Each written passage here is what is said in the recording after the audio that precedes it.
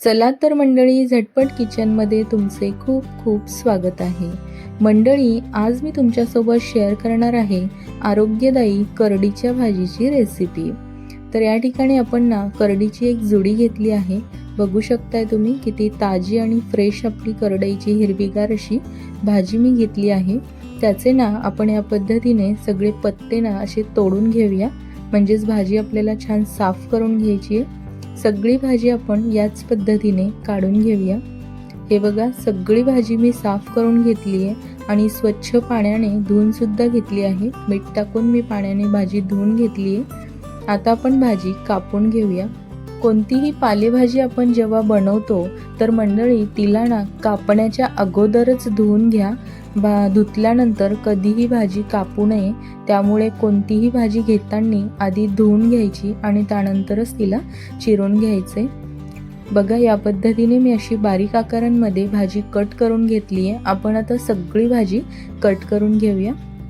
सगळी भाजी छान मी बारीक आकारांमध्ये कापून घेतली आहे.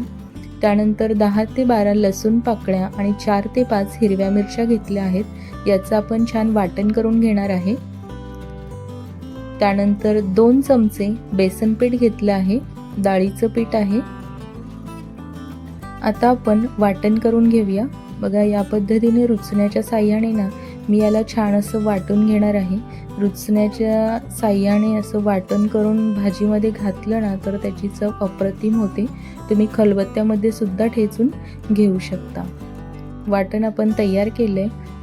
गॅसवर आपण कढई ठेवली आहे आणि कढईमध्ये मी 1.5 चमचा तेल टाकलं आहे. तेल छान आपलं गरम झाले. एक अर्धा चमचा आपण जिरा टाकूया. जिरा छान तडतडला आहे. लगेचच आपण केलेलं वाटण टाकून घेऊया आणि वाटण सुद्धा आपल्याला छान तेलामध्ये परतून घ्यायचं आहे. करडईच्या भाजीमध्ये खूप विशिष्ट असे गुणधर्म आहेत. या भाजीमधून आपल्याला विटॅमिन सी मिळते आणि या भाजीमध्ये फायबर, त्यानंतर आयर्न, मिनरल्स, भरपूर साऱ्या गोष्टी आपल्याला या भाजीमधून मिळतात. त्यामुळे ही भाजी आपल्या शरीरासाठी खूप आरोग्यदायी आहे. सर्वांनी आवर्जून खाल्ली पाहिजे. त्यानंतर आपण एक अर्धा चमचा हळद टाकूया. करडईच्या भाजीमुळे आपली पचनक्रिया सुद्धा छान सुधारते. सगळ्यात महत्त्वाचं म्हणजे डायबिटीसच्या व्यक्तींसाठी ही भाजी खूपच उपयुक्त आहे. कारण करडईमध्ये फायबर असल्यामुळे आपली पचनक्रिया मंदावते आणि त्यामुळे झपाट्याने आपल्या शरीरातील शुगर लेवल वाढत नाहीत, लेवल राहतात. त्यामुळे डायबिटीसच्या व्यक्तींनी सुद्धा ही भाजी आवर्जून खायला हवी. आता आपण भाजी टाकून घेऊया कढईमध्ये आणि छान याला असं मिक्स करून घ्यायचं आहे. करडईच्या भाजीपासून आपल्याला एक नाही तर अनेक असे फायदे आपल्या शरीरासाठी या भाजीपासून होतात. त्यामुळेच ही भाजी खूप आरोग्यदायी आहे आणि या भाजीला रानभाजी म्हणून सुद्धा ओळखलं जातं. कारण ही शेताच्या कडेला ॲटोमॅटिक उगणारी भाजी आहे. पण शक्यतो ही लोक लावतात करडई काढण्यासाठी. ही करडईचं तेल वगैरे जे बनतं त्यासाठी ही भाजी लावली जाते. अर्धा चमचा आपण भाजीमध्ये मीठ टाकून घेतलं आणि भाजी बघा आपली किती थोडी झाली आहे. जेव्हा आपण कापून टाकली होती त्यावेळेला कढई भरून आपली भाजी झाली होती आणि अजून सुद्धा ही भाजी शिजून कमीच होणार आहे. आता आपण एक 5 मिनिटासाठी यावर झाकण ठेवूया आणि थोडीशी वाफ काढून घेऊया. आता आपल्या भाजीला छान असं पाणी सुटेल आणि ते पाणी आपल्याला आटवून घ्यायचं आहे आणि त्यामध्येच आपली भाजी शिजून सुद्धा निघेल.